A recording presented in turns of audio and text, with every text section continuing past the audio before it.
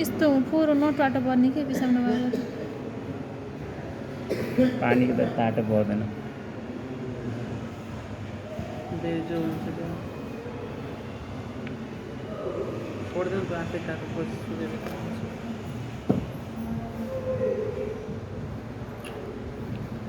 पिसाबै जस्तो लाग्छ मलाई त